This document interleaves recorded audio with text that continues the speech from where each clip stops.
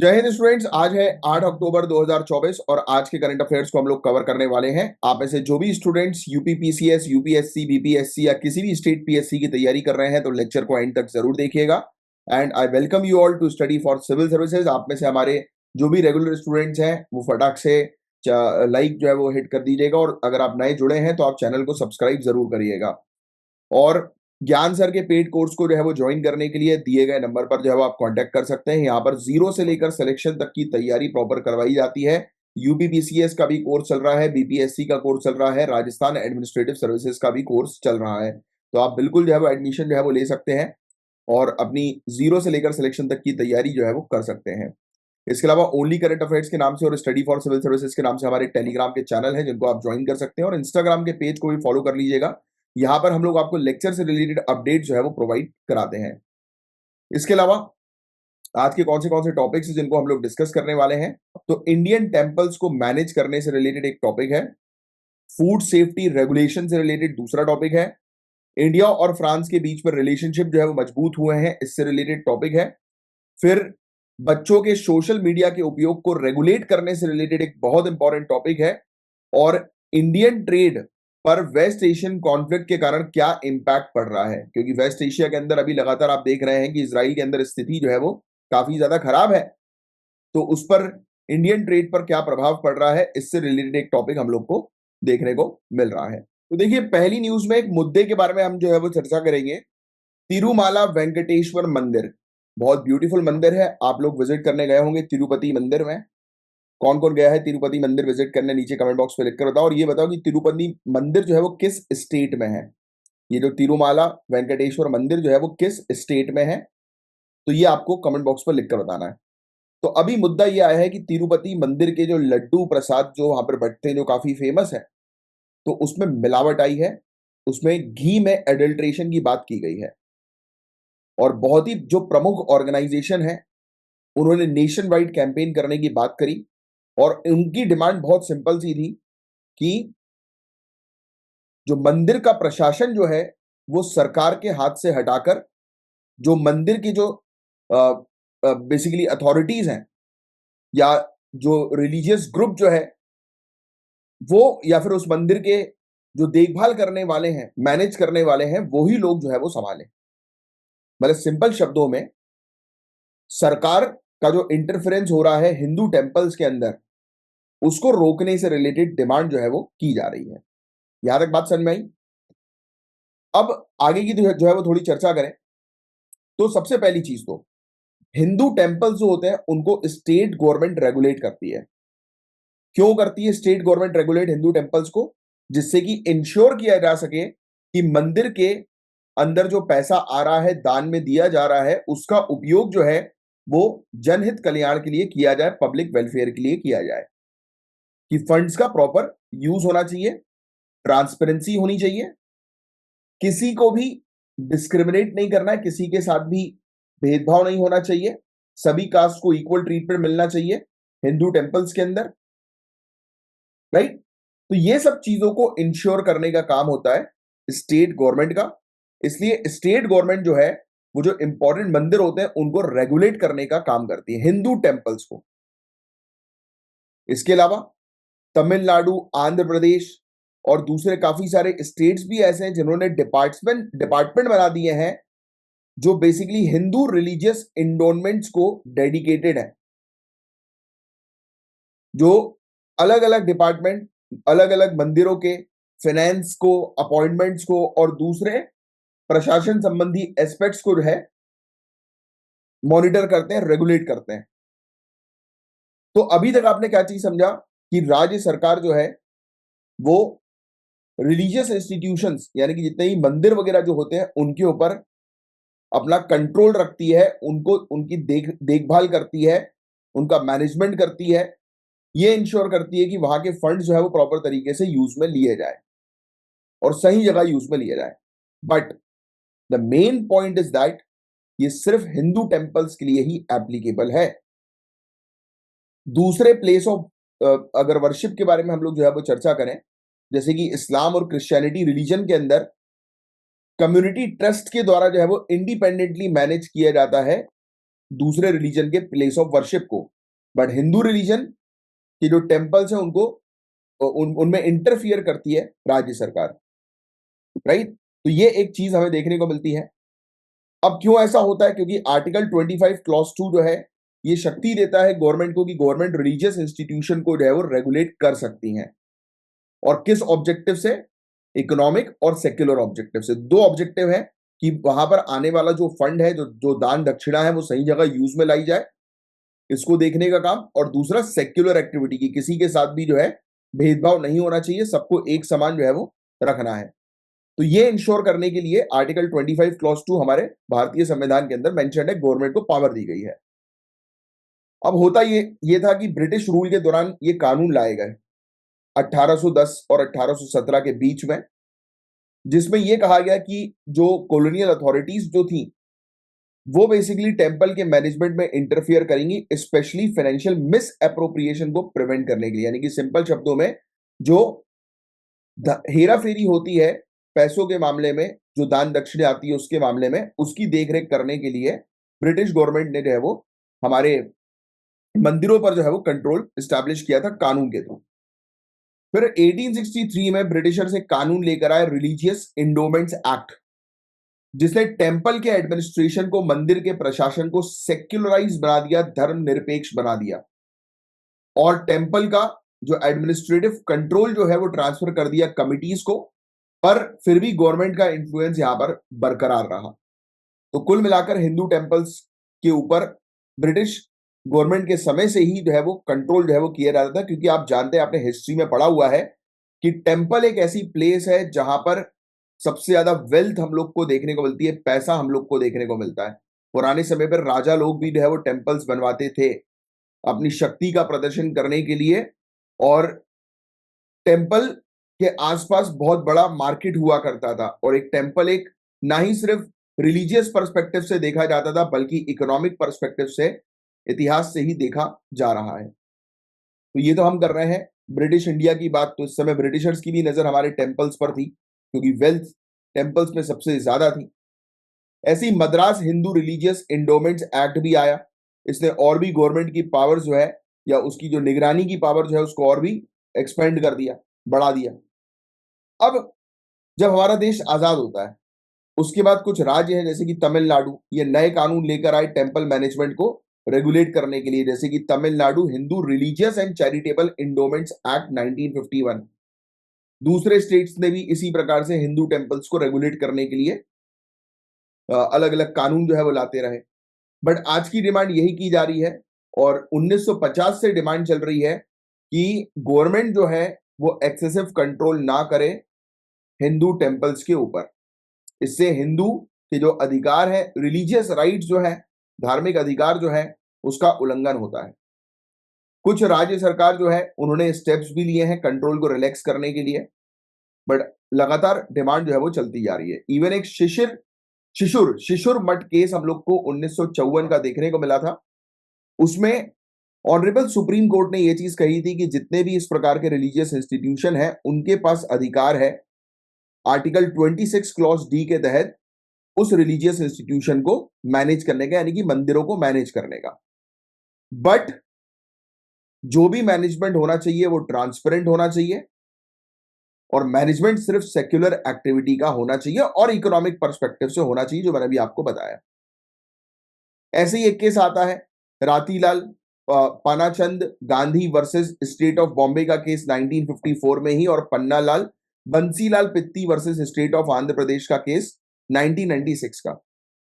इसमें भी बरकरार किया कि भाई राज्य का जो अधिकार है रिलीजियस इंडोमेंट्स को, जितने भी हम लोग को ये देखने को मिलते हैं कि संस्था वगैरह जो देखने को मिलती है, धार्मिक संस्थाएं, मंदिर वगैरह, तो उनको प्रोटेक्ट करने का काम जो है, उनको रेगुलेट करने का काम जो है, वो राज्य सरकार का है। साथ ही साथ ये चीज इंश्योर की जाए कि किसी के भी रिलीजियस फ्रीडम को, धार्मिक स्वतंत्रता को हानि ना पहुंचे। तो ये चीज कही थी इन केसेस में। फिर आर्टिकल 25 के अंदर गवर्नमेंट जो है वो नॉन रिलीजियस एक्टिविटीज भी जो है टेंपल से एसोसिएटेड या रिलीजियस इंस्टीट्यूशन से एसोसिएट, उसको रेगुलेट करने की सरकार के पास शक्ति है।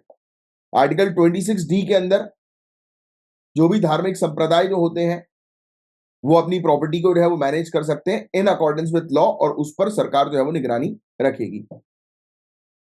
फिर इसके अलावा कुछ फायदे भी हम लोग को इसके जो है वो देखने को मिलते हैं। अगर गवर्नमेंट किसी टेंपल के फंड के ऊपर अगर कंट्रोल करके रखेगी, ओवरसाइट करेगी, देखेगी, निगरानी रखेगी, तो ऑब्वियस सी बात है कि फंड्स का गलत जगह इस्तेमाल जो है वो नहीं होगा, और रेवेन्यू जो भी फंड्स है उनका सही जगह पर इस्तेमाल होगा, जैसे कि जनहित कल्याण के लिए।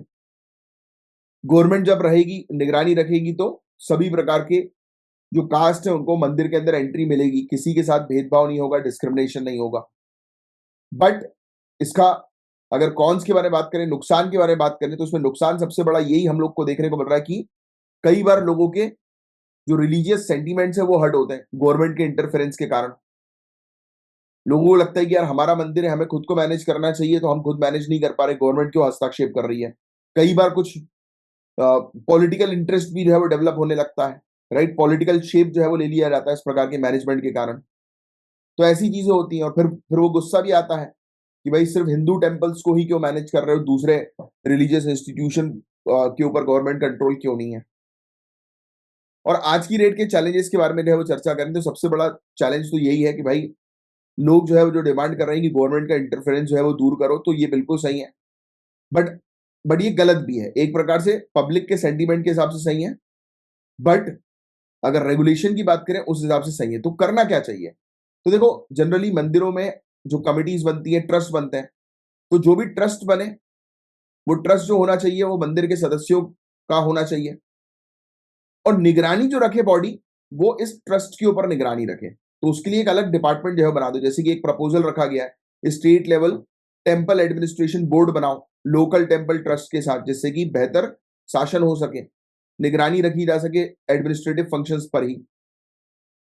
या फिर temple development and promotion corporation बना दो एक और, मतलब अलग अलग डिपार्टमेंट बना दो अलग अलग चीज के लिए। जैसे गवर्नमेंट को अगर टूरिज्म को प्रमोट करना है तो उसके लिए एक अलग डिपार्टमेंट ऑपरेट करे, बट मंदिर के मैनेजमेंट जो है अगर लोकल ट्रस्ट करेगा तो वो ज्यादा बेटर रहेगा। कि भाई जो सदियों से जब से मंदिर बना है, उनके पूर्वज जब से उन्होंने मंदिर बनाया तब से, क्योंकि वो होता है ना यार, एक अटैचमेंट रहता है कि भाई हमारे पूर्वज जो है वो इस मंदिर से एसोसिएटेड है, तो हम ही इनकी देखभाल करेंगे, सेवा करेंगे, हमारा ही अधिकार होना चाहिए यहाँ के मैनेजमेंट के ऊपर कि कैसे इसको चल रहा है, यहाँ के पूरे रिवाज जो है वो किस प्रकार के होंगे, रूल्स रेगुलेशंस कैसे होंगे। तो ऑब्वियस सी बात है, और फिर उसपे कुछ गड़बड़ी आती है, फिर लोगों को गुस्सा हो जाता है, देखो आपने सही तरीके से मैनेज नहीं किया, और उसके कारण देखिए कितनी गड़बड़ी का सामना जो है वो फेस करना पड़ रहा है।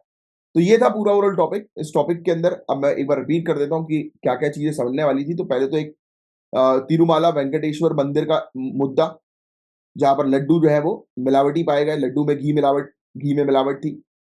दूसरा मुद्दा हम लोग को जो है वो देखने को मिला कि लोग अब डिमांड कर रहे हैं कि भाई स्टेट गवर्नमेंट जो है वो अपना कंट्रोल हटा दे हिंदू टेम्पल से। क्यों? क्योंकि आज की डेट में सिर्फ हिंदू टेम्पल्स के ऊपर ही स्टेट गवर्नमेंट का कंट्रोल है, दूसरे जो रिलीजियस इंस्टीट्यूशन है जैसे कि इस्लाम और क्रिश्चियनिटी के, तो उस पर लोकल ट्रस्ट ही जो है वो मैनेज करती है, उसमें गवर्नमेंट इंटरफेयर नहीं करती। फिर इसके अलावा हमने जो है वो देखा कि आर्टिकल 25 क्लॉज 2 ये कहता है कि गवर्नमेंट जो है वो रेगुलेट कर सकती है रिलीजियस इंस्टीट्यूशन के ऊपर दो चीज के आधार पर, एक इकोनॉमिक रेगुलेशन और दूसरा सेक्युलर एक्टिविटीज को रेगुलेट करना। फिर हमने देखा ब्रिटिशर्स के समय में भी बहुत सारे कानून जो है वो लाए गए इस प्रकार के, जिसने हिंदू टेम्पल्स को रेगुलेट करने पर फोकस किया गया। फिर इंडिपेंडेंस के बाद भी ऐसे कुछ कानून हम लोग जो है वो लेकर आए, जिसके तहत हम लोगों ने टेम्पल्स को जो है वो रेगुलेट करने पर काम किया है। फिर इसके अलावा सुप्रीम कोर्ट के भी कुछ केसेस थे जिसने इस चीज को जो है वो पुष्टि दी, सही करार किया कि हाँ भाई स्टेट का कंट्रोल जो होना चाहिए वो मंदिर के मैनेजमेंट पर होना चाहिए, बट वो लिमिटेड होना चाहिए कि सिर्फ एडमिनिस्ट्रेशन तक ही सीमित रहे। ठीक है, तो आर्टिकल 25 और आर्टिकल 26 के 25 क्लॉज 2 26 क्लॉज डी तो मैं आपको बता ही चुका हूँ। बस यही चीज बस आपको जो है वो ध्यान में रखनी है, दैट्स इट। तो आई होप कि ये टॉपिक आपको अच्छे से समझ में आया होगा। अब नेक्स्ट टॉपिक की तरफ आगे बढ़ते हैं। अब गाइस, फूड सेफ्टी रेगुलेशन से रिलेटेड एक टॉपिक हम लोग को देखने को मिल रहा है। उत्तर प्रदेश स्टेट गवर्नमेंट ने अब मैंडेटरी कर दिया है कि जितने भी रेस्टोरेंट्स हैं, यानी कि जो फूड बिजनेस चला रहे हैं, अब उनको अपने मतलब सर्टिफिकेट को जो है वो दिखाना पड़ेगा, अपनी दुकान के सामने, अपने रेस्टोरेंट के सामने अपने सर्टिफिकेट को लगा के रखना पड़ेगा कि उसका मालिक कौन है, उसके कर्मचारी जो है वो कौन है, इंपॉर्टेंट कर्मचारी, शेफ वगैरह, इन सब की डिटेल्स उनको देनी पड़ेगी। और सेम एक्शन लिया है हिमाचल प्रदेश सरकार ने भी, और ये बेसिकली खाने में मिलावट के कारण जो है ये चीज की जा रही है। अब कुछ इंपॉर्टेंट चीजों के बारे में बात करें तो ये कहा गया है कि सभी फूड बिजनेस ऑपरेटर्स जो है उनको लाइसेंस जो है वो लेना पड़ेगा, या तो FSSAI से, या तो अपने आप को रजिस्टर करना पड़ेगा और उसको डिस्प्ले करना पड़ेगा, यानी कि अपना रजिस्ट्रेशन सर्टिफिकेट, अपनी फोटो आईडी डिस्प्ले करनी पड़ेगी रेस्टोरेंट के पास, मतलब सामने ही वहीं पर। और बड़े बिजनेस को जो है वो FSSAI के इशूड लाइसेंस को जो है वो डिस्प्ले करना पड़ेगा। अब अगर जो नहीं करते हैं तो उनको 6 महीने तक की सजा यानी कि जेल और 5 लाख रुपए तक का जुर्माना होगा, food safety and standard act 2006 के सेक्शन 63 के तहत। और यह भी कहा गया है कि अगर फर्दर वॉयलेशन होता है तो उसमें एक इंप्रूवमेंट नोटिस जो है वो जारी किया जाएगा सेक्शन 31 के तहत। और अगर और भी फर्दर मतलब होता है, यानी कि फेलियर होता है कि अगर उल्लंघन करते हैं ये, तो उनका लाइसेंस रजिस्ट्रेशन जो है वो कैंसिल हो जाएगा, सस्पेंड हो जाएगा। इसके अलावा आपको एक और फैक्ट बताएं, food safety and standard authority of India के अप्रूवल के तहत स्टेट गवर्नमेंट जो है उनके पास पूरी पावर होती है कि वो स्पेसिफिक फूड सेफ्टी रूल्स जो है वो बना सकते हैं। इसके अलावा इवन जो कमिश्नर ऑफ फूड सेफ्टी जो होते हैं उनको एडिशनल फंक्शंस भी दे सकते हैं और भी रिस्पॉन्सिबिलिटीज दे सकते हैं।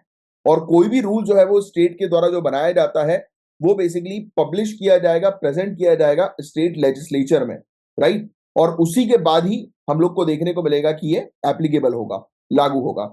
कोर्ट ने भी इस चीज को जो है वो माना था। 2024 की कांवड़ यात्रा के दौरान जितने भी फूड वेंडर्स थे, यानी कि जो भी कांवड़ यात्रा के दौरान जो भी आसपास में जिन लोगों ने खाने का अपना स्टॉल जो है वो लगा के रखा था, तो उनको अपनी आइडेंटिटी डिस्प्ले करने के लिए कहा गया था, राइट। और FSSAI जो है वो अलाउ करती है कि एक कंपीटेंट अथॉरिटी होगी वो ऐसे ऑर्डर जो है वो जारी करेगी और पुलिस के पास ये रिस्पॉन्सिबिलिटी नहीं है। फिर कुछ लोगों ने आर्ग्यू किया, कुछ लोगों ने ये बोला कि भाई ये गलत है, ये तो आर्टिकल 15, आर्टिकल 17 और आर्टिकल 19 क्लॉज 1G का सीधे सीधे उल्लंघन है। मतलब आप जो है किसी को धर्म के आधार पर, कास्ट के आधार पर जो है वो भेदभाव कर रहे हो, अनटचेबिलिटी का उल्लंघन है। ये कहा कि कोई भी व्यक्ति किसी प्रकार के प्रोफेशन को जो है वो प्रैक्टिस नहीं कर सकता, मतलब नहीं करने दे रहे हो उसको, राइट। तो ये आर्टिकल 19 क्लॉज 1G का उल्लंघन कर रहे हो। और ये भी कहा गया कि भाई इससे तो काफी सारी कम्युनिटीज जो है तो उनके उनके लिए दिक्कत हो जाएगी, उनके लिए परेशानी जो है हो जाएगी। तो ये लोग जो है वो इस प्रकार का आर्ग्यू जो है वो कर रहे हैं। अब food safety and standard authority of India clearly ban लगाता है, प्रोहिबिट करता है, ये बोलता है कि किसी भी प्रकार से आप खाने में कोई भी ऐसा कंटामिनेंट जो है वो नहीं डालेंगे, कोई भी ऐसी चीज को जो है वो नहीं डालेंगे, कोई भी ऐसे फूड एडिक्टिव्स को जो है वो नहीं डालेंगे जो प्रोहिबिटेड है, जो बैंड है। टॉक्सिक सब्सटेंस जैसे कि टॉक्सिक सब्सटेंस हो गया, हैवी मेटल्स हो गया, पेस्टिसाइड हो गया, या कई बार वेटनरी ड्रग के जो रेसिड्यू हम लोग को देखने को मिलते हैं, तो जब तक वो प्रिस्क्राइब लिमिट में नहीं है तब तक तो ठीक है, मतलब प्रिस्क्राइब लिमिट में है तब तक तो ठीक है। अगर प्रिस्क्राइब लिमिट से ज्यादा है तो फिर दिक्कत वाली कहानी है, उनके खिलाफ कार्रवाई होगी अगर ऐसा पाया जाता है तो। फिर जो खाने की पैकेजिंग जो होती है उसमें प्रॉपरली लेबल करना है आपको, किसी भी प्रकार की मिसलीडिंग इंफॉर्मेशन नहीं देना है न्यूट्रिशनल वैल्यू से रिलेटेड या हेल्थ बेनिफिट से रिलेटेड। और आपको बता दें कि FSSAI के तहत जो है वो रेगुलेशन की अथॉरिटीज जो है वो बनाई जाती है, यानी कि जांच करने के लिए अथॉरिटीज होती है, जैसे फूड इंस्पेक्टर वगैरह हम लोग को देखने को मिलते हैं, राइट, कि जो इन सब चीजों की जांच करते हैं कि कहीं खाने में मिलावट तो नहीं है। इसके अलावा सरकार ने ईट राइट इंडिया इनिशिएटिव लेकर आई, RUCO repurpose used cooking oil initiative लेकर आई, जिससे कि फूड सेफ्टी को इम्प्रूव जो है वो किया जा सके। और इवन सरकार ने जो है वो 100 फूड स्ट्रीट को भी जो है वो लॉन्च किया था हाइजीन फूड प्रैक्टिस को प्रमोट करने के लिए। Even state food safety index भी जो है वो इंट्रोड्यूस किया गया सरकार के द्वारा फूड सेफ्टी के पर्सपेक्टिव से। तो ये था एक ओवरऑल टॉपिक। इस टॉपिक के अंदर सिर्फ आपको ये चीज ध्यान में रखनी है कि आज की डेट में यूपी सरकार ने जो है वो क्या कदम उठाया, ये तो आपको फैक्ट पता लग ही गया है कि अब से सबके लिए मैंडेटरी है कि उनको रेस्टोरेंट ओनर्स को जो है वो डिस्प्ले करना पड़ेगा अपना नाम, अपना सर्टिफिकेट, अपना रजिस्ट्रेशन, अपना FSSAI लाइसेंस अगर वो बड़े बिजनेस है तो। छोटे बिजनेस को अपना रजिस्ट्रेशन और फिर अपनी आईडी ये जो है वो लगानी पड़ेगी। और जो नहीं करता है तो कितना जुर्माना लगेगा आपको ऑलरेडी पता है, 5 लाख का जुर्माना और 6 महीने तक की सजा। फिर इसके अलावा हम लोग को जो है वो देखने को मिलता है कि स्टेट गवर्नमेंट के पास पावर होती है जब वो FSSAI के साथ अप्रूवल ले लेती है और उसके बाद फिर वो पब्लिश कर सकती है कोई भी नोटिस को फूड सेफ्टी से रिलेटेड। और जब ये पब्लिश करेंगी तो उसके लिए उनको स्टेट असेंबली की जो है वो अप्रूवल की आवश्यकता होगी। और इसके अलावा कोर्ट का कांवड़ यात्रा जजमेंट में भी ये चीज जो है वो कोर्ट ने इंश्योर करी थी कि हाँ भाई सभी वेंडर्स को जो है वो अपना नाम डिस्प्ले करना पड़ेगा, अपनी आईडी डिस्प्ले करनी पड़ेगी, ठीक है। फिर इसके अलावा आपको एक और चीज ये ध्यान में रखनी है कि FSSAI टोटली बैन करती है किसी भी प्रकार से एडिक्टिव जो फूड आइटम्स जो है, यानी कि जिसमें जैसे कलर्स होता है फूड वगैरह में, तो ये सब चीजें जो है वो नहीं डालनी है खाने के अंदर, और उतनी ही डालनी जितनी की अलाउड है।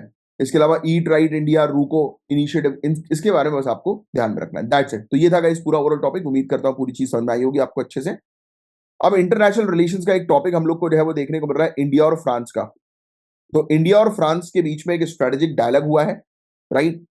और फ्रांस की लीडरशिप जो है वो एक्नॉलेज कर रही है इंडिया के प्रयास को ग्लोबल पीस को प्रमोट करने के लिए। तो हम लोग जो है गाइस वैश्विक शांति को प्रमोट कर ही रहे हैं, उस पर हम लोग को फ्रांस जो है वो काफी वो कर रहा है, सराहना जो है वो दे रहा है। फिर डिस्कशन दोनों कंट्रीज के बीच में जो है वो हुआ, डिफेंस की फील्ड को भी जो है उनको बढ़ाना है इंडिया और फ्रांस को मिलकर। फ्रांस के जो फाइटर जेट्स हम लोग को देखने को मिलते हैं उसकी कॉस्ट को जो है वो रिड्यूस करना है, इस पर भी जो है वो बातचीत हुई। फिर एक कमिटमेंट टू हॉरिजॉन 2047 के बारे में बातचीत हुई। इंडिया का कमिटमेंट है 2047 को लेकर। क्या मुझे कमेंट बॉक्स पर लिखकर बता सकते हो कि इंडिया के लिए 2047 क्यों इंपॉर्टेंट है और 2047 का हमारा टारगेट क्या है? नीचे कमेंट बॉक्स पर लिखकर बताओ। ये पहले भी कई बार मैं आपको बता चुका हूं, राइट। इंडिया का हालांकि ये लिखा ही हुआ है कि सैनिटरी हम लोग को सेंटिनरी, सॉरी सैनिटरी नहीं, सेंटिनरी 100 ईयर्स जो है वो हम लोग को जो है वो कंप्लीट हो जाएंगे 1947 से 2047 तक इंडिया के इंडिपेंडेंस को। बट 2047 का हमारा एक बहुत बड़ा टारगेट है, मुझे कमेंट बॉक्स पर लिखकर बताओ। तो पीस इनिशिएटिव हम लोग का रोल जो है वो हमेशा से, जैसे कि रशिया यूक्रेन वॉर का जब कॉन्फ्लिक्ट हुआ था तो उसमें भी मध्यस्थता का हमने काम किया, ये कहा कि भाई शांति जो है वो बरकरार रखो। तो फ्रांस ने जो है वो इस चीज को सराहना है। फिर इसके अलावा दोनों ही कंट्रीज के डिफेंस ऑफिशियल्स के बीच में डिस्कशंस हुए, राइट, जिसमें कि दोनों ही कंट्रीज जो है वो और अपनी मिलिट्री को जो है, अपने डिफेंस सेक्टर को जो है वो मजबूत बनाएंगे, राइट। इसके अंदर Rafale marine fighter jets, Scorpion submarine, इन सब में और इवन स्पेस कोलैबोरेशन में जो है ये वो करेंगे, कोलैबोरेट करेंगे। राफेल एम फाइटर जेट जो हम लोग को देखने को मिलता है उनकी कॉस्ट को जो है वो रिड्यूस करने पर चर्चा की गई कि भाई इसको सस्ता करो थोड़ा, राइट, इनोवेशंस के माध्यम से, राइट। ठीक है। फिर इसके अलावा हॉरिजॉन 2047 एक इनिशिएटिव हम लोग को देखने को मिल रहा है। ये आपसे क्वेश्चन पूछा जा सकता है कि हॉरिजॉन 2047 इनिशिएटिव जो है वो किसके बीच में है? तो इंडिया और फ्रांस के बीच में, राइट। एक कॉम्प्रिहेंसिव पार्टनरशिप हम लोग को इंडिया और फ्रांस के बीच में देखने को मिल रही है कि इसमें हमें ये भी देखने को मिल रहा है कि इंडिया और फ्रांस, मतलब इंडिया का तो ऑब्वियस ही बात है कि 100 ईयर्स तो कंप्लीट होने ही होने हैं और 50 ईयर्स इंडिया और फ्रांस के स्ट्रेटेजिक कॉपरेशन को भी कंप्लीट होने हैं, राइट। और इंडिया और फ्रांस के रिलेशन को भी 100 ईयर्स हो जाएंगे और स्ट्रेटेजिक रिलेशन को 50 ईयर्स हो जाएंगे। की फोकस रखा गया है defence, space exploration, nuclear energy, cyber security, maritime security जैसे सेक्टर्स के ऊपर। इंडिया और फ्रांस की स्ट्रेटेजिक पार्टनरशिप जो है वो स्टैब्लिश हुई थी 1998 में। फिर उन्होंने अपने रिलेशनशिप को काफी अच्छा बेहतर किया। कल्चरल, इकोनॉमिक, सिक्योरिटी टाइज जो है वो दोनों कंट्रीज के बीच में हम लोग को देखने को मिली।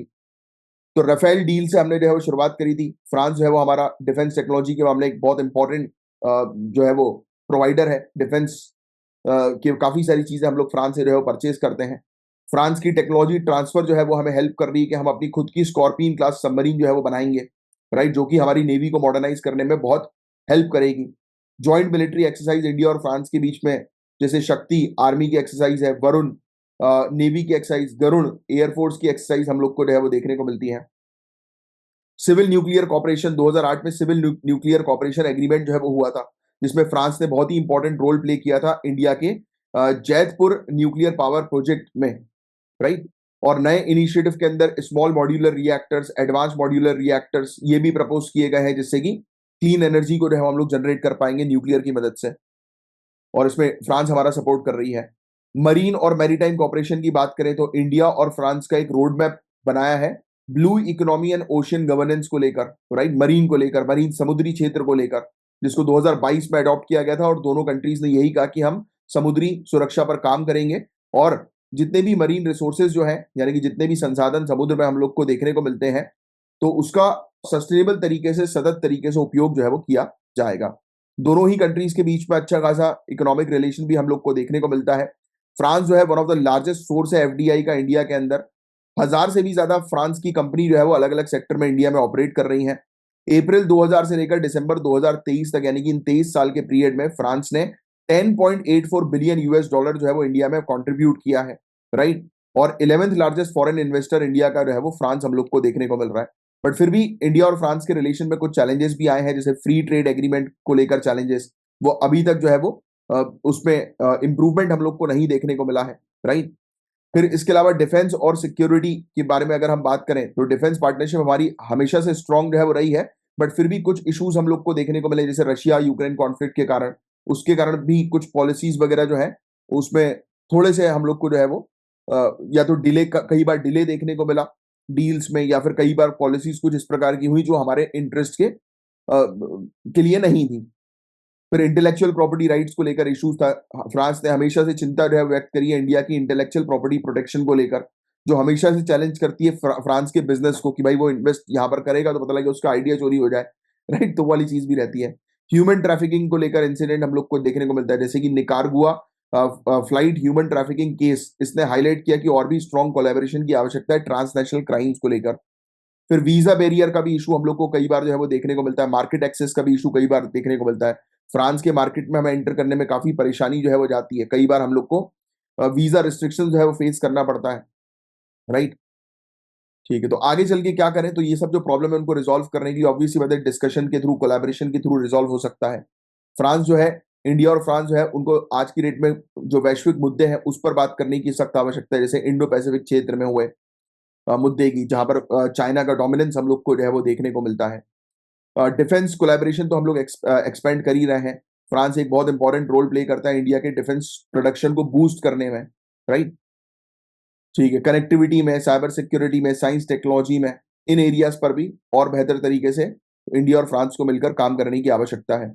दोनों ही कंट्रीज जो है उनको ट्रेड बैरियर्स, जितने भी ट्रेड बैरियर्स हो रहे हैं, यानी कि सामान जो है वो एक दूसरी कंट्रीज के अंदर जो सामान आने जाने में रुकावट हो रही है, तो उसको जो है वो दूर करना है, राइट। तो ये चीजें हैं, और ये सब चीजें पॉसिबल हो पाएंगी सिर्फ बातचीत से। तो पूरे टॉपिक में हमने क्या चीज जो है वो डिस्कस करी, तो उसको एक बार मैं रिपीट कर देता हूं। तो इंडिया और फ्रांस के बीच में भी बातचीत हुई, जिसमें मतलब मेन जो चीज है वो है हॉरिजॉन 2047। और हॉरिजॉन 2047 इसलिए इंपॉर्टेंट है क्योंकि 100 ईयर्स एक तो इंडिया के भी पूरे हो रहे हैं, 100 ईयर्स इंडिया और फ्रांस के रिलेशन के भी पूरे हो रहे हैं, और तीसरा पॉइंट, 50 साल इंडिया और फ्रांस के स्ट्रेटेजिक रिलेशन को पूरे हो रहा है। और आपको ऑलरेडी पता है कि फ्रांस हमें काफी सारे एरियाज में जो है वो हेल्प करता है, राइट, स्पेशली डिफेंस के एरिया में। और भी काफी सारे एरियाज पर जो है वो हम लोग फोकस करते हैं, जैसे कि न्यूक्लियर एनर्जी पर। जैसे कि इंडिया के अंदर हम लोग को जो है वो देखने को मिला कि न्यूक्लियर एनर्जी के कोलैबोरेशन के लिए जैसे इंडिया का जैतपुर न्यूक्लियर पावर प्रोजेक्ट में फ्रांस ने हमारी मदद करी थी 2018 में, सॉरी 2008 में। फिर इसके अलावा हम लोग को और भी काफी सारी चीजें देखने को मिली, जैसे कि दोनों के बीच में काफी सारी आर्मी, नेवी, एयरफोर्स की एक्सरसाइज कंडक्ट होती है, जैसे कि एक्सरसाइज शक्ति, एक्सरसाइज वरुण, एक्सरसाइज गरुण। तो ये फैक्ट आपको थोड़े से ध्यान में रखने हैं, राइट। फिर इन्होंने एक रोड मैप भी तैयार किया था समुद्री क्षेत्र को लेकर 2022 में। और बहुत ज्यादा मात्रा में एफडीआई जो है वो फॉरेन डायरेक्ट इन्वेस्टमेंट फ्रांस की तरफ से इंडिया के अंदर आती है। 11th लार्जेस्ट फॉरेन इन्वेस्टर है इंडिया का फ्रांस। तो ये फैक्ट आप ध्यान में रखिएगा। चैलेंजेस क्या क्या है वो मैंने आपको बता दी, स्पेशली फ्री ट्रेड एग्रीमेंट का चैलेंज, इंटेलेक्चुअल प्रॉपर्टी राइट का चैलेंज, राइट, वीजा बैरियर का इशू, मार्केट एक्सेस का इशू। तो ये था पूरा ओवरऑल टॉपिक। उम्मीद करता हूं पूरी चीज आपको अच्छे से क्रिस्टल क्लियर समझ में आई होगी। Next topic, Australian prime minister ने रिसेंटली अनाउंस किए हैं प्लान कि वो सेट करेंगे मिनिमम एज सोशल मीडिया उपयोग के लिए। इस बच्चों की ऑनलाइन सेफ्टी को ध्यान में रखते हुए ये चीज की जा रही है, और बहुत अच्छी चीज है। ऑस्ट्रेलिया कदम जो है वो उठा रही है। इस इनिशिएटिव का मेन ऑब्जेक्टिव ये है कि स्क्रीन टाइम जो है वो आज की डेट में पेंडेमिक के बाद से बढ़ गया है। बच्चे जो है वो ज्यादा स्क्रीन जो है वो देख रहे हैं, और उसके कारण से उनकी कॉग्निटिव एबिलिटी जो है वो काफी कमजोर होती जा रही है। मतलब कि मेंटल पावर जो है वो काफी कमजोर हो रही है, फिजिकल पावर जो है वो काफी कमजोर हो रही है। आप बोलोगे सर मेंटल पावर कैसे कमजोर हो रही है, तो आप जब डिवाइस को कम एज पे लगातार जो है वो कंटिन्यू जो है वो देखते रहते हो, और एक वर्चुअल वर्ल्ड में जो है वो रहते हो, तो आप रियल वर्ल्ड से जो है वो थोड़ा सा अलग हो जाते हो, राइट। तो वो एक चीज होती है, आप आइसोलेटेड हो जाते हो। तो इसके कारण से डिप्रेशन और ये सब प्रॉब्लम्स हो रही है ना, वो इन्हीं सब डिवाइसेस के कारण हो रही है कि इंसान ने जो है, क्योंकि देखो अपन बोलते हैं ना human is a social animal. तो अब आज की डेट में जो है क्या हुआ है कि हम जो है हम वर्चुअल सोशल हो गए, जिसकी जिस जो हमारा ट्रेट ही नहीं है। और जब इंसान वर्चुअल सोशल हो जाता है तो इंसान आइसोलेट हो जाता है, अपने आप को एक रूम में बंद कर लेता है। कुछ समय बाद उसको अकेलापन लगने लगता है, और वो डिप्रेशन वाली स्टेट में पहुंचने लगता है, और बहुत सारी बीमारियां उसको होने लगती है। तो ऑस्ट्रेलिया ने काफी अच्छा कदम जो है वो उठाया है इस चीज को लेकर। ये थोड़ा सा फैक्ट ध्यान में रखिएगा। और पूरे दुनिया भर में इस प्रकार से जो डिजिटल स्पेस में बच्चों का जो इन्वॉल्वमेंट जो आज की डेट में बढ़ता जा रहा है, उसको रोकने के लिए जो है वो डिस्कशन ऑलरेडी चल रहे हैं, राइट। और एक बैलेंस क्रिएट करके रखना है सेफ्टी और फ्रीडम दोनों के बीच में, इस पर डिस्कशन जो है वो चल रहा है। तो सेफ्टी के बारे में बात करें तो आज की डेट में यार ऑनलाइन डेंजर में सबसे ज्यादा वल्नरेबल है बच्चे। अभी आप देखो ना, कुछ समय पहले एक गेम आया था, क्या नाम था उस गेम का, ब्लू वेल, राइट? उसमें बच्चों ने जो है वो जान दे दी थी, देखिए आप। तो देखो, मैं अभी आपको बता रहा था, एंजाइटी, डिप्रेशन, सेल्फ हार्म, ये सब चीजें हो रही हैं बिकॉज ऑफ सोशल मीडिया। एक तो सोशल मीडिया जो है वो इंसान का दिमाग भी खराब कर देता है। लोग सोशल मीडिया में अच्छी अच्छी चीजें डालते हैं, किसकी लाइफ में क्या प्रॉब्लम चल रही है वो दिखाते नहीं है। पूरी फेक चीजें सोशल मीडिया में होती है, पूरा दिखावा होता है। आईफोन खरीदो तो आईफोन दिखा रहे हैं। अब बेचारा यार जिसके पास, आजकल तो लोग खाना दिखाते हैं भैया, फूड ब्लॉगिंग ऐसी होती है। ठीक है, मैं किसी बिजनेस को गलत नहीं बोल रहा, सब कुछ अच्छा है, बट क्या होता है कि कभी कभी बड़ा बुरा लगता है ना, कि यार ऐसा लगता है कि अरे यार, मतलब सोचो आपकी रात में, जैसे कई बार ऐसा होता है कि मैं देखता हूँ, अरे यार ये पिज्जा बन रहा है, अरे वाह यार ये कितना बढ़िया डिश बन रही है, अरे वाह ये क्या छोले भटूरे दिखाई दे रहे हैं, तो मुंह में पानी आ जाता है, सुनते से ही पानी आ जाता है एकदम, है ना, खाने का मन करता है। सोचो उन लोगों को जो लोग अफोर्ड नहीं कर सकते हैं, उन पे क्या बीतती होगी ये खाना देख के कि अरे वाह यार। ठीक है, मोटिवेट हो, अफोर्ड करने की कोशिश करें, वो माइंडसेट का खेल होता है, बट एक्चुअली में ऐसा होता नहीं है। लोग डिप्रेस हो जाते हैं, अरे वाह यार मेरा दोस्त तो फॉरेन ट्रिप कर रहा है, अरे वाह यार मेरे दोस्त की तो क्या लग्जरी लाइफ है, अरे यार उसने तो रेंज रोवर खरीद ली, चल आज की डेट में अपने पास i20 है। तो वो, तो ऐसा जो होता है ना, तो ऐसा दिमाग में एकदम वो चलने लगता है, राइट? तो वो डिप्रेस करता है इंसान को। अब वो माइंडसेट टू माइंडसेट रहता है, अगर आपका माइंडसेट स्ट्रांग रहेगा तो आप कभी डिप्रेस नहीं होगे। आप इन सब चीजों को देखकर आप खुद सोचोगे कि नहीं यार मुझे भी बनाना है, राइट? और मैं आपको बता रहा हूं कि आपका, आपकी लाइफ में जिस दिन आपके एडवर्टीजमेंट जो होते हैं ना, जैसे आपको ऑलरेडी पता है यार, ये हम एक ऑनलाइन वर्ल्ड में रहते हैं, जैसे आप भी ये मेरा लेक्चर देख रहे हैं, ऑनलाइन देख रहे हैं, तो आपके ब्राउजर को, आपके जो ये सोशल मीडिया प्लेटफॉर्म्स हैं, इनको पता होता है कि आपकी नीड क्या है, आपकी डिमांड क्या है, आपकी जरूरत क्या है। तो जिस दिन आपके एड्स आने लगे ना, मर्सिडीज के, बीएमडब्ल्यू के, या बुक्स के, डिपेंड करता है एड्स के ऊपर, कौन इंसान, आपकी सर्च हिस्ट्री के आधार पर आपको एड्स दिखाई देते हैं। जैसे देखना, आप क्या पसंद करते हो उस आधार पर आपको पूरे मीडियाज दिखाई देते हैं। तो जिस दिन से नॉलेजेबल चीजें आपके फीड में आने लगेंगी ना, ऑनलाइन अकाउंट के, तो उस दिन से समझ लेना कि आप सही डायरेक्शन में काम कर रहे हो। बट देखना, और किसी को, अगर आपको समझना ही कौन व्यक्ति कैसा है, उसके कैरेक्टर को, तो बहुत इजी तरीका होता है। वैसे जरूरत नहीं है ऐसा करने की, बट होता है ना कि कई बार हम किसी के साथ जो है वो रहते हैं, कोई बाहर से अच्छा दिखता है, अंदर से कैसा है, कुछ मत करो। उसको बोलना कि यार दिखाना है यार इंस्टाग्राम अकाउंट, अगर दे दे तो बहुत अच्छी बात है, या फेसबुक अकाउंट, या यूट्यूब ही सिंपली, या तो बोलना यार एक गाना प्ले करना है, दिखाना है यूट्यूब। ना आपको सर्च हिस्ट्री में जाना है, ना आपको कुछ करना है, आपको यूट्यूब ऑन करना है, रिफ्रेश कर देना है। तो सामने जो जो चीजें आएंगी उससे बिल्कुल क्लैरिटी मिल जाएगी कि सामने वाला व्यक्ति क्या क्या चीजें पसंद करता है, राइट, किस टाइप की, तो आपको जो है वो अंदाजा लग जाएगा, राइट? क्योंकि ये सब जो प्लेटफॉर्म्स आपको वही चीज दिखाते हैं जिसकी आपको नीड होती है। यही तो एक आर्टिफिशियल इंटेलिजेंस का एक डेंजर भी है बहुत बड़ा, कि ये आपकी प्रिवेसी को इन्फ्लुएंस करता है। इन लोग को बहुत अच्छे से पता होता है कि आपको क्या चाहिए क्या नहीं चाहिए, राइट? कई बार ऐसा होता है आप कोई चीज जो है वो सर्च करते हो, जैसे कि मैं भी एक ट्रेडमिल सर्च कर रहा था। आज की डेट में मेरे हर एक कोई भी वेबसाइट खोलो मुझे ट्रेडमिल ही दिखाई देती है, राइट? तो होता है ऐसा। और मर्सिडीज के, बीएमडब्ल्यू के एड्स मुझे आ रहे हैं, तो ऑब्वियस सी बात है कि ऊपर वाला जल्दी मेहरबानी करेगा, तो अपने घर के बाहर भी ऐसी कोई गाड़ी जो है वो खड़ी रहेगी मस्त वाली। और मैं तो बोलता हूँ भाई, शौक करो, हर प्रकार के शौक करो, अचीव करो हर चीज को खरीदने की, पाने की। आपके आपके फीड्स में जो चीज आ रही है, तो उससे पता लगेगा कि आप कैसे हो। जेन्युइनली कोई बता सकता है कि आपके फीड में क्या दिखा रहा है? कुछ लोग के फीड में वो दिखाता है कि जैसे कि रिच डैड पुअर डैड जैसी मोटिवेशनल बुक्स पढ़ना, या फिर सिविल सर्विसेज के कंटेंट, जैसे आपके फीड में ज्यादातर सिविल सर्विसेज के कंटेंट ही दिख रहे होंगे। एनीवेज चलो, तो ऑस्ट्रेलिया के बारे में हमने ये बात करी। तो आज की डेट में पोर्नोग्राफी जो है वो बहुत तेजी से बढ़ती जा रही है, और दूसरे एक्सप्लिसिट कंटेंट हम लोग को सोशल मीडिया में बढ़ते जा रहे हैं, जो चिंता का विषय जो है वो बन गए हैं। स्पेशली सेक्सुअलिटी और रिलेशनशिप से रिलेटेड लोगों के परसेप्शन जो है वो चेंज होते जा रहे हैं, इन्फ्लुएंस कर रहे हैं यंग पीपल को। बिकॉज आज की डेट में देखो ना यार, अगर हम बात करें रिलेशनशिप की, तो रिलेशनशिप जो है वो आज की डेट में लव और केयर के आधार पर बचा ही नहीं है। Relationship right now is all about the physical attachment, that's it. Physical needs, people are fulfilling their physical needs and moving on. और कौन कर रहा है ये सब influence? Social media, movies, web series, right? पहले के समय पे ऐसा नहीं था। पहले के समय पे लव, केयरिंग, इमोशंस, है ना, वो चीज था।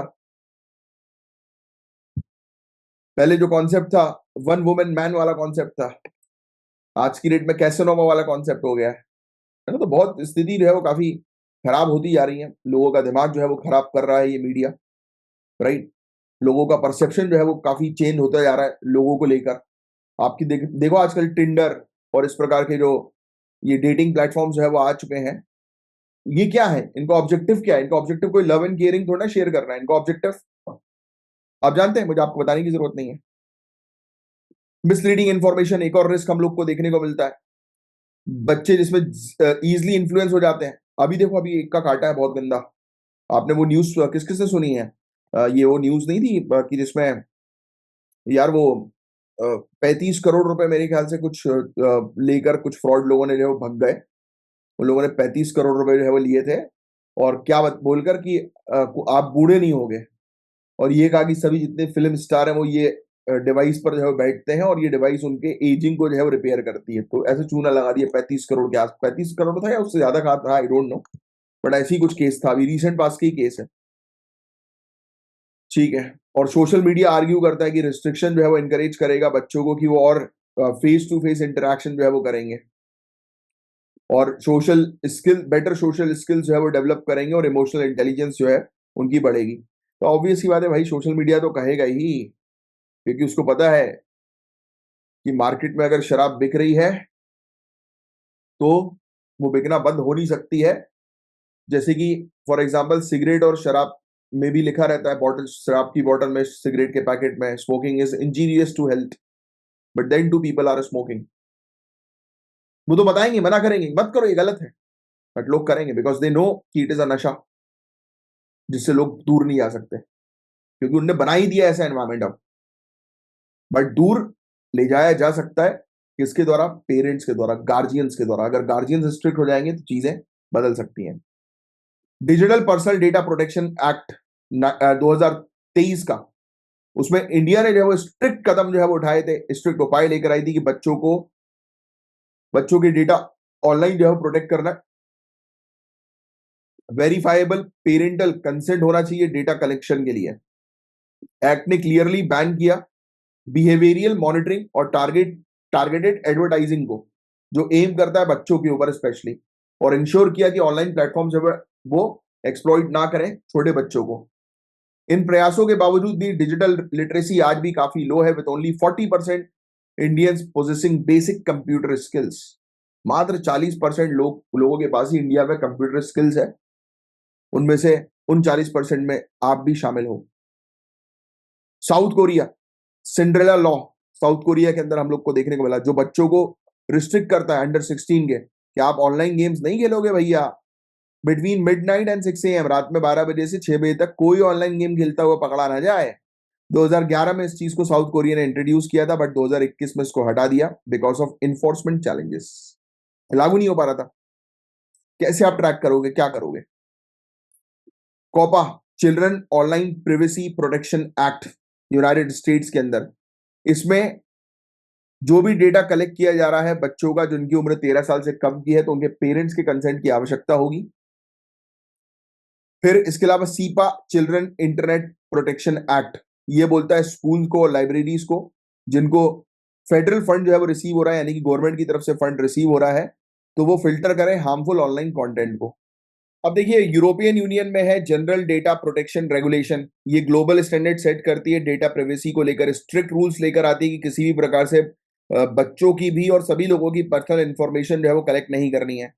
यूके के अंदर age appropriation design code introduce किया गया था 2020 में, एज एप्रोप्रिएट डिजाइन कोड। इसका मेन ऑब्जेक्टिव ये था कि प्रायोरिटाइज किया गया बच्चों की सेफ्टी को, और इसके अंदर डिफॉल्ट सेटिंग्स में चेंजेस जो है वो किए गए जिससे कि यंगर यूजर्स के ऊपर रिस्क जो है वो रिड्यूस हो। फ्रांस के अंदर भी रिसेंटली कानून जो है वो लाया गया जिसके अंदर कहा गया कि कुछ प्लेटफॉर्म जो है जिनको कहा गया कि जो 15 साल से कम उम्र के बच्चों के लिए नहीं रहेंगे, और अगर उनको यूज करना है तो पेरेंटल कंसेंट की आवश्यकता होगी, राइट। ठीक है। और ये इवन चाइल्ड इन्फ्लुएंसर्स की अर्निंग को भी रेगुलेट करने से रिलेटेड ये कानून लेकर आए। इसमें भी रिस्ट्रिक्ट कर दिया गया पेरेंटल एक्सेस को इस इनकम के अंदर अंटिल द चाइल्ड टर्न 16। ठीक है। चाइना ने लागू किया स्ट्रिक्ट लिमिट बच्चों के इंटरनेट यूज को लेकर, चाइना तो सभी के ऊपर इंटरनेट पर रिस्ट्रिक्ट लगा देता है, रिस्ट्रिक्शंस लगाता है। ये कहा गया कि अलाउ किया गया कि सिर्फ जो ओल्ड माइनर्स जो है 16 से लेकर 18 साल की उम्र के, वो सिर्फ 2 घंटे ही सिर्फ चला सकेंगे इंटरनेट या डिवाइसेस वगैरह। यार ये चाइना तो ऑलरेडी कंट्रोल करता ही है। और ये कहा गया कि no access allowed after 10 PM, कोई एक्सेस अलाउड नहीं है 10 बजे के बाद। क्या बोले अब चैलेंजेस जो है वो इस बैन से एसोसिएटेड हम लोग को देखने को मिलते हैं। बैन जो है उसको लागू करना है डिजिटल स्पेस में बहुत ज्यादा डिफिकल्ट होता है, क्योंकि बच्चे जो है वो तरीके आजमा लेते हैं, जैसे वीपीएन हुआ, काफी सारी चीजें हुई जिसके थ्रू वो बाईपास कर देते हैं। साउथ कोरिया के अंदर सिंड्रेला लॉ जो है वो, इसने हाईलाइट किया कि किस प्रकार से जो है वो प्रयास किए गए रोकने के लिए चीजों को, बट कहीं ना कहीं हम लोग को जो है वो देखने को मिला कि अलग अलग तौर तरीकों से जो है वो, जैसे कि आइडेंटिटी थेफ्ट हुआ और दूसरे प्रकार की धोखाधड़ी से लोग जो है वो उस एक्सेस को आजमा लेते हैं। वीपीएन वगैरह जो मैं भी आपको बता ही रहा था। पेरेंट्स के ऊपर बर्डन जो है बढ़ जाता है इस प्रकार से, एज रिस्ट्रिक्शंस इंप्लीमेंट करने से प्रेशर पेरेंट्स के ऊपर बढ़ जाता है। सर्वे किया गया इंडियन टीयर 2 टीयर 3 सिटीज के अंदर, तो ये पाया गया कि 80% बच्चे जो है वो अपने पेरेंट्स के डिवाइसेस का उपयोग जो है वो करते हैं। अच्छा, assist their parents with online navigation under scoring the challenge faced by the families and regulating digital use. तो कई बार क्योंकि बच्चे ही होते हैं ना घर के, वही बताते हैं पिताजी को माता जी को कि अरे देखो इसको ऐसे करना है, उसको ऐसे करना है, ये करना है, वो करना है, तो बच्चा कंट्रोल कर रहा है डिवाइस के ऊपर पेरेंट्स की जगह। सो पॉजिटिव वो इसलिए हो रहा है कि लिटरेसी जो है वो, डिजिटल लिटरेसी इंडिया के अंदर कम है। पॉजिटिव अपॉर्चुनिटी की कमी है, सोशल मीडिया जो है वो ऑफर करती है वैल्यूएबल अपॉर्चुनिटीज लर्निंग, क्रिएटिविटी और सोशलाइजेशन के लिए। एक ब्लैंकेट बैन जो है वो बच्चों को जो है वो पीछे इन सब बेनिफिट्स को लेने से छोड़ देगा। जैसे कि ऑब्वियस ही बात है कि यूट्यूब पे काफी सारी चीजें सीखने वाली, राइट। अब देखो कहीं अच्छाई है तो कहीं बुराई है। अब ये सवाल उठता है कि आप क्या चीज फॉलो कर रहे हो। जैसे कि मैं आपको बताता हूँ, अपने छोटे भाई का एक केस बताता हूँ।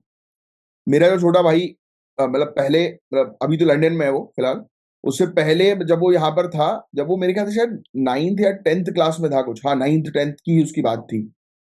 तो मैंने उसकी एक बार सर्च हिस्ट्री जो है वो देखी, चेक करी। अब आप बोलोगे अरे यार सर क्या करते हो प्रिवेसी में, अरे भाई इंडियंस हैं, देखना पड़ता है कि क्या चल रहा है क्या नहीं चल रहा है, क्योंकि वो अपने रूम में लॉक रहता था और दिन भर जो है वो डिवाइसेस तो वो करता था, चलाता रहता था लैपटॉप। तो मैंने उसकी सर्च हिस्ट्री, 9th या 10th क्लास में था, 9th 10th की ही बात, 10th की होगी, 10th या 11th की होगी, ऐसा कुछ था। तो मैंने उसकी हिस्ट्री जो है वो देखी, और उसकी हिस्ट्री में जो है वो आया टेररिज्म। नहीं यार मेरे ख्याल से शायद वो कॉलेज फर्स्ट ईयर में था, शायद कॉलेज फर्स्ट ईयर में था या 12th क्लास में था। हाँ, college first year 12th class में था, क्योंकि उस समय उसने डीजे जो है वो शुरू कर दिया था, मतलब म्यूजिक प्रोडक्शन और डीजे की प्रैक्टिस शुरू कर दी थी। हाँ, उसी समय की बात है। ये कॉलेज या फर्स्ट ईयर की, कॉलेज फर्स्ट ईयर या 12th क्लास की। अब सुनो, हिट क्या होती है कि मैंने उसकी सर्च हिस्ट्री देखी और उसमें यूट्यूब की लिंक्स आई बहुत सारी, तो मैंने ओपन किया। काफी सारी लिंक ऐसी थी टेररिज्म से रिलेटेड, किलिंग्स वगैरह और इस तरीके की लिंक्स। तो यार मुझे लगा कि यार ये तो गड़बड़ हो रहा है, क्योंकि उसको रिकमेंडेशन भी उसी प्रकार के कंटिन्यूअस आए जा रहे थे और वो लाइक भी कर रहा था। अब देखो क्या होता है कि कई बार ऐसी चीजें बच्चों को पता नहीं होती है और उनका ब्रेन वॉश ऑटोमेटिकली होने लगता है ये सब चीजें देखकर।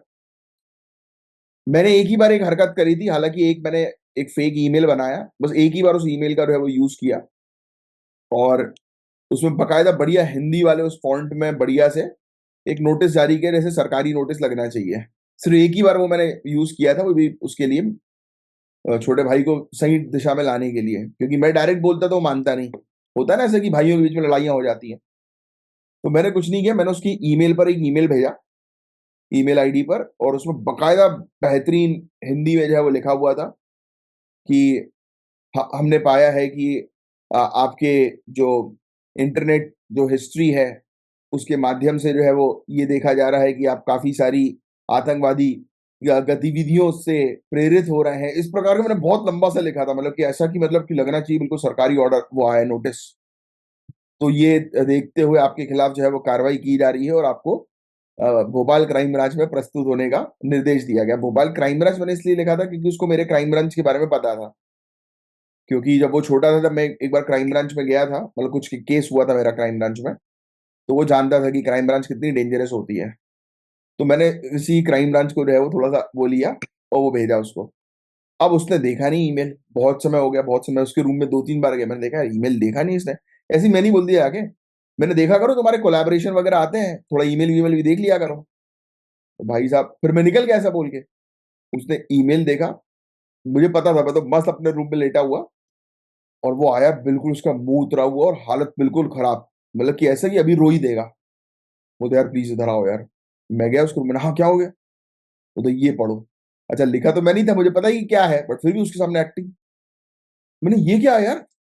मैंने तुम क्या ऑनलाइन ऑनलाइन कुछ टेररिज्म वेरिज्म कर रहे हो क्या? मैंने ऐसे करके डराया उसको। वो तो नहीं यार भैया यार, मैंने कहा एक बार दिखाओ जरा हिस्ट्री दिखाओ तुम अपनी। फिर मैंने वही चीज खोली जो मुझे पता थी कहाँ कहाँ पर है। मैंने ये कौन सा वीडियो है यार? और ये उसमें लाइक भी है। वो तो शिट मैंने लाइक नहीं किया था यार। मैंने कहा ये क्या कर रहे हो यार? वो तो यार शिट यार मोनू भैया, मेरा क्या घर का नाम मोनू है, मोनू भैया बचा लो यार। शिट मैन मैं क्या करूं? मैंने कहा चल तुझे टेंशन लेने की कोई जरूरत नहीं है। मैंने हालांकि मम्मी को बता दिया था कि मैं क्या खेल करने वाला हूँ, इसकी क्या हालत होने वाली है थोड़ी देर में। मैंने तुझे टेंशन लेने की जरूरत नहीं है, आज तू कोचिंग मत जा, नहीं तो तेरे को क्राइम ब्रांच वाले उठा के ले जाएंगे, फिर मारेंगे वो लोग।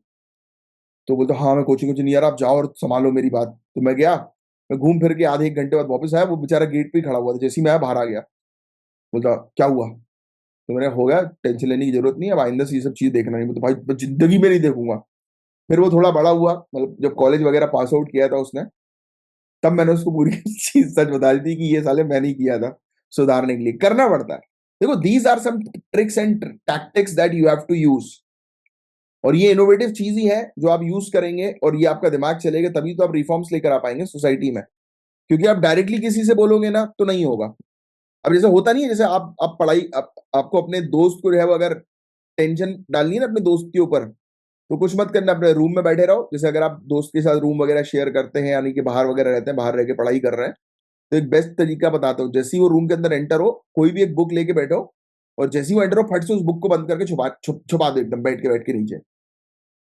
उसको लगेगा यार साला यार ये कौन सी किताब पढ़ रहा है या पढ़ रही है जिससे यूपीएससी में या पीएससी में सिलेक्शन हो जाएगा। वो टेंशन में ही रहेगा आपकी किताबें ढूंढने के चक्कर में। तो ये होता है जब आपको लोग, और इवन अगर आपको अपनी जिंदगी से लोगों को भगाना है, उनसे पैसे उधार मांग लो। मैं करता हूँ कई बार।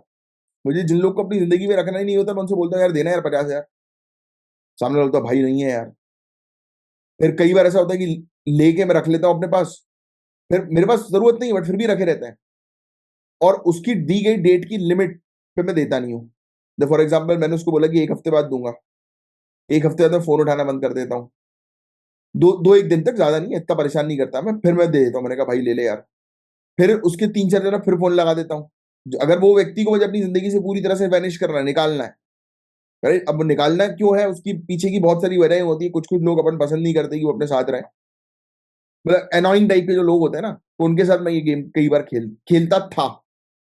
अब नहीं, अब जरूरत ही नहीं पड़ती, अब डायरेक्ट मुंह पे बोल देते हैं, या मिलते ही नहीं है कि भाड़ में जाओ। We are responsible for our own life.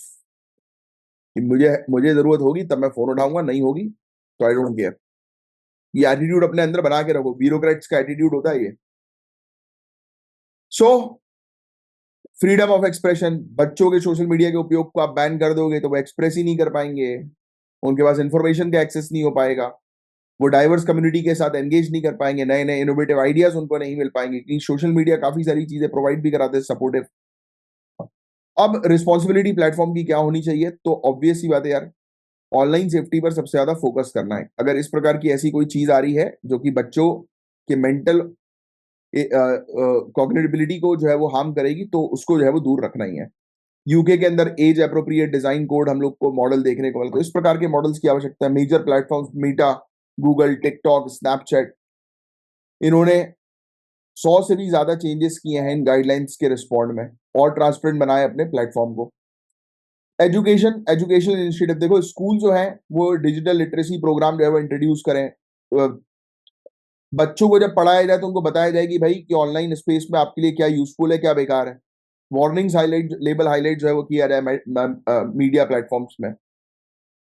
अब देखो जिसको बिगड़ना है वो तो बिगड़ता ही है, उसको आप रोक सकते नहीं हो। इस पूरे टॉपिक के अंदर आपको क्या चीजें याद रखनी है? इनिशिएटिव्स के नाम बस, और कुछ नहीं। जैसे ऑस्ट्रेलिया इनिशिएटिव लेकर आ रही है बच्चों की ऑनलाइन सेफ्टी को लेकर, इंडिया के अंदर इनिशिएटिव हम लोग को ये कानून देखने को मिला, DPDPA, digital personal data protection act 2023।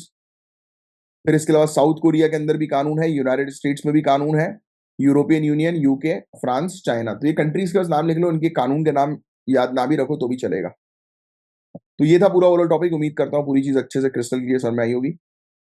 अब वेस्ट एशिया के अंदर कॉन्फ्लिक्ट चल रहा है, आपको ऑलरेडी पता है यार, इसराइल और ईरान के ऊपर लगातार अटैक्स हम लोग को जो है वो देखने को मिल रहे हैं, राइट। तो इसके कारण से ट्रेड जो है वो पूरी तरह से हैम्पर हो गया, specially Indian trade.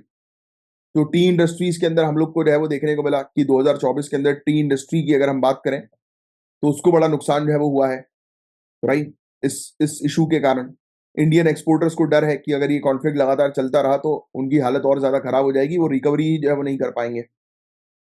Export sector जैसे कि टी, पेट्रोलियम, इनको भी वो काफी नुकसान जो है वो हुआ है। तो ये तो बहुत बेसिक सा फैक्ट है जिसके बारे में आपको आइडिया होना चाहिए। यहाँ पर रेड सी है, स्विस कैनाल है, जो बहुत इंपॉर्टेंट है इंडिया के ट्रेड। अगर इंडिया को USA, Europe, Africa, West Asia के साथ ट्रेड करना है तो ये रूट बहुत इंपॉर्टेंट है, और इसी रूट पे कॉन्फ्लिक्ट चल रहा है। 400 बिलियन US डॉलर के सामान जो है वो इस रूट से होकर हर साल जो है वो गुजरते हैं। इंडिया की एक्सपोर्ट ग्रोथ जो है वो ऑलरेडी सेटबैक पे हम लोग को देखने को मिल रही है। 9% का डिक्लाइन अगस्त 2024 में देखने को मिला है। शार्प 38% का ड्रॉप पेट्रोलियम प्रोडक्ट एक्सपोर्ट्स में देखने को मिला है रेड सी क्राइसिस के कारण। टी इंडस्ट्री बहुत बुरी तरह से सफर हुई है। इंडिया जो है वो ईरान जो है वो इंडिया की टी जो है वो इम्पोर्ट कराता है। तो ये सब इश्यूज हम लोग को देखने को मिल रहा है। तो बहुत बेसिक सा फैक्ट है, India middle east Europe economic corridor, ये फैक्ट ध्यान में रखना। ये कॉन्फ्लिक्ट के अंदर जो प्रोग्रेस है India middle east Europe economic corridor का, वो रुक गया है, ठीक है। ये बेसिकली तैयार किया जा रहा था चाइना के बेल्ट एंड रोड इनिशिएटिव को काउंटर करने के लिए। इसकी प्रोग्रेस जो है वो आड़े आ गई है इस कॉन्फ्लिक्ट के चलते। क्रूड ऑयल के प्राइसेस जो है वो बढ़ेंगे क्योंकि सब आ ही नहीं पाएगा ना, सप्लाई हो ही नहीं पाएगा यहाँ पे क्राइसिस के कारण। इंडियन मार्केट्स बुरी तरह से इंपैक्ट होगा क्योंकि हम लोग ऑयल इंपोर्ट्स के ऊपर हाईली डिपेंडेंट है। गोल्ड के प्राइसेस जो है वो बढ़ गए हैं इन सब टेंशन के कारण, क्योंकि इन्वेस्टर जो है वो अब सेफ हेवंस की तरफ जो है वो देख रहे हैं अनसर्टेनिटीज के समय पर। और वैसे भी हमने देखा ही था कि ये सब जो गोल्ड डायमंड इंडस्ट्री है वो बुरी तरह से अभी सफर जो है वो कर रही है। इंडिया का ट्रेड इजराइल और ईरान के साथ जो है वो कितना है, तो वो आपको आंकड़े वगैरह याद रखने की जरूरत नहीं है, ठीक है। एनर्जी सप्लाई का इशू, प्राइसिंग डायनेमिक्स का इशू, और भी चीजें जो है वो खराब हो सकती हैं। ह्यूमैनिटेरियन इश्यूज हम लोग को देखने को मिल रहा है, यहाँ पर रेफ्यूजीज भाग रहे हैं, लोग अपने घर छोड़ छोड़ कर भाग रहे हैं। अभी तो ये भी हुआ था कि जहां जहां पे लोग जो है वो घर छोड़कर थे वो भाग रहे थे, तो वहीं पर बॉम्बिंग करने की धमकी आ गई कि वहां पर बॉम्ब गिरा दिए जाएंगे। देखो आप, लोग निकल भी नहीं पा रहे, बहुत बुरी स्थिति है, मिडिल ईस्ट के अंदर हालत खराब चल रही है। कोलकाता की ट्रैम सर्विस के बारे में बात करें तो पहली इलेक्ट्रिक ट्रैम जो है वो कोलकाता के अंदर शुरू हुई थी। कहां से? ये एस्प्लेनेड से लेकर किडरपुर तक, और 1902 में शुरू हुई थी। कोलकाता की ट्रैम सर्विस जो है वो इकलौती ऑपरेशनल ट्रैम सर्विस है इंडिया के अंदर, और पहली हॉर्स ड्रॉन ट्रैम जो है वो कोलकाता के अंदर 1873 में शुरू हुई थी, और 3.9 किलोमीटर का इसका स्ट्रेच था।